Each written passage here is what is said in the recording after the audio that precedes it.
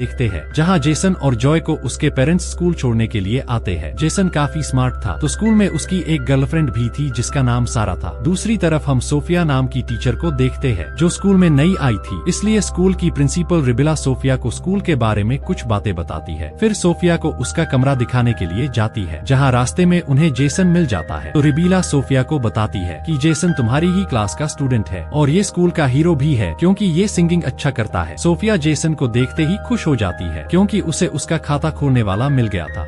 इसके बाद जेसन वहाँ से चला जाता है, लेकिन सोफिया तिरछी नजरों से उसे देखने लगती है। रिबिला सोफिया को उसका रूम दिखा देती है। रिबिला के जाने के बाद सोफिया अपने लैपटॉप में जेसन को देखने लगती है, जैसे कि लैपटॉप में घुसकर जेसन को चाट लेगी। इससे हमें ये पता चलता है कि सोफिया के इरादे कुछ ठीक नहीं है।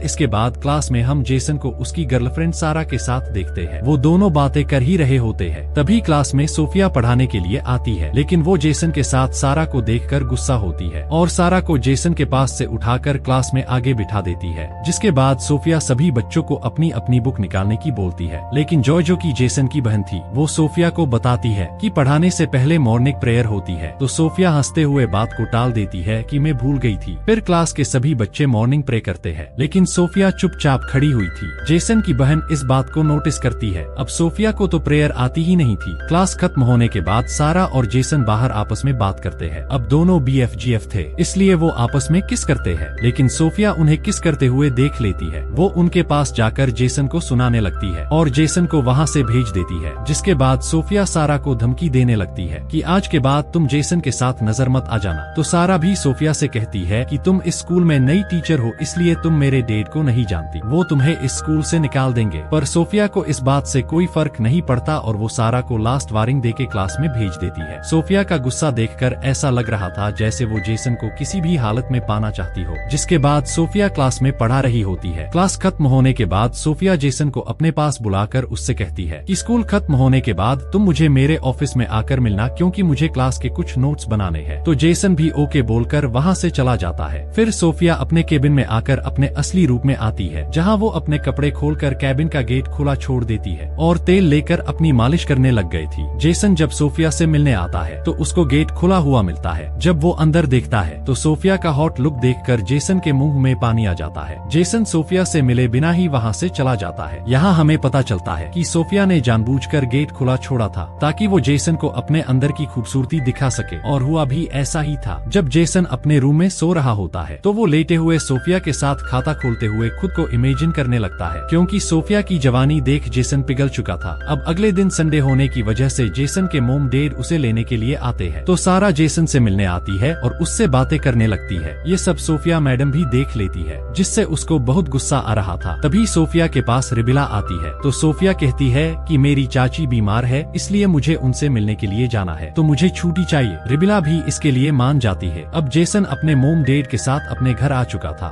जेसन घर के बाहर जाकर सिंगिंग करने लगता है। तभी सोफिया भी अपनी कार लेकर जेसन के घर के बाहर आ जाती है और चुपके से जेसन के घर के अंदर जाकर जेसन को देखने लगती है। लेकिन तभी जेसन को सारा का कॉल आता है, तो वो उससे हंसते हुए बातें करने लगता है। ये देख सोफिया को बहुत गुस्सा आता है और वो सारा को अपने रास्ते से हटाने की सोच लेती है। इसलिए सोफिया वापस अपने स्कूल आकर स्टूडेंट के हॉस्टल में जाती है, लेकिन सोफिया को अंदर जाते हुए रिबिला ने देख लिया था, इसलिए वो भी उसके पीछे जाती है। सोफिया चुपके से सारा और जॉय के रूम में जाती है, जहाँ सारा और जॉय सो रही थी। सोफिया बड़ी चालाकी से सारा की बुक में नशे वाला कुछ रखकर वहाँ से जाने लगती है, लेकिन रूम से निकलते ही रिबिला उसे मिल जाती है, जिसे देखकर सोफिया के हाथ पैर फूल जाते हैं। रिबिला सोफिया से पूछती है कि तुम इतनी रात को यहाँ क्या कर रही हो? तो सोफिया झूठ बोल देती है कि मैं तो स्टूडेंट को देखने के लिए आई थी कि इन्हें किसी चीज की जरूरत तो नहीं है। ये सुनकर रिबिला भी उससे कुछ नहीं बोलती। अगले दिन क्लास में जब सारा अपनी बुक खोलती है तो उसमें से वो नशे वाली चीज निकलती है, जिसको सोफिया देख लेती है और जाकर प्रिंसिपल से कंप्लेन कर देती है। जिसके बाद स्कूल के फादर आकर चेक करते हैं और आखिर में सारा को स्कूल से निकालने का फैसला लेते हैं। सारा भी स्कूल छोड़कर चली जाती है। इसके बाद प्रिंसिपल और फादर मिलकर जेसन के रूम की तलाशी लेने के लिए आते हैं, जहां उन्हें विस्की की एक बोतल मिलती है, जिससे टीचर जेसन को सुनाने लगते हैं। जेसन मना करता है कि ये मेरी नहीं है, लेकिन टीचर उसकी बात नहीं मानते। यहाँ हमें पता चलता है कि जेसन के रूम में विस्की रखने का प्लान भी सोफिया का ही था। अब स्कूल में विस्की की बोतल लाने के जुर्म में टीचर जेसन को स्कूल से निकालने की बोलते हैं, लेकिन सोफिया सभी से रिक्वेस्ट करती है कि हमें जेसन को एक और मौका देना चाहिए, क्योंकि जेसन पढ़ने में माहिर है। स्कूल से निकालने की की वजह से उसकी लाइफ खराब हो सकती है। सोफिया की बात सुनकर सभी टीचर भी मान जाते हैं, लेकिन जेसन को सजा देने के लिए उसे संडे को सभी टीचर की हेल्प करने की बोली जाती है। जिसके बाद स्कूल के फादर सोफिया से उसके बारे में पूछते हैं तो हमें फ्लैशबैक दिखाया जाता है, जहां हमें पता चलता है कि इस सोफिया का असली नाम लोरी होता है, जो अपने घर पर बैठी हुई जेसन की पोस्ट देख रही होती है क्योंकि उसे जेसन बहुत पसंद था।